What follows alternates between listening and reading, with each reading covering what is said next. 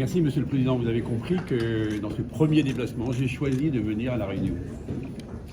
Je suis déjà allé, vous le savez, en Nouvelle-Calédonie avec le Président de la République, Gérald Darmanin. Nous étions en Polynésie il y a quelques jours. Et pour ce premier déplacement, je voulais venir à La Réunion. Pourquoi? La Réunion, c'est près de 900 000 habitants, 40% de tous les habitants ultramarins. Mais un des territoires formidables qui est à la pointe. Quand on dit à la pointe, vous êtes dans un territoire qui a été le premier, par exemple, à signer un contrat avec l'État, vous savez, un contrat qui permettra demain, en matière énergétique, eh bien, d'être plus autonome. Et d'ailleurs, 37% de l'énergie ici, sachez qu'elle est renouvelable. Territoire qui est à la pointe pour la French Tech, par exemple, c'est une entreprise innovante.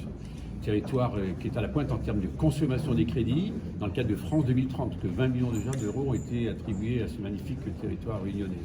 Et évidemment, je suis venu aussi pour parler de la vie chère. Il y a des mesures qui ont été prises, des contrats de modération. Le préfet a porté toutes ces discussions avec 153 produits qui ont été encadrés. Je vous rappelle que la Réunion bénéficie, comme tous les territoires ultramarins, de boucliers énergétiques.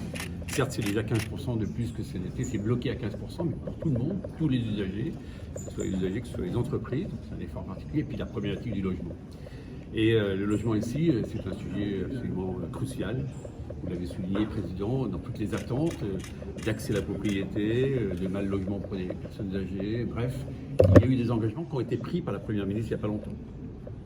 Et ces engagements, ils sont honorés. Notamment, vous savez qu'il y a un outil, et cet outil, je vais insister là-dessus, c'est le fameux SIOM, qui est un rendez-vous formidable que les Outre-mer se sont donnés, où pendant une année, le gouvernement, mais surtout les collectivités, les responsables économiques et sociaux ont travaillé pour bâtir une feuille de route. C'est ma feuille de route.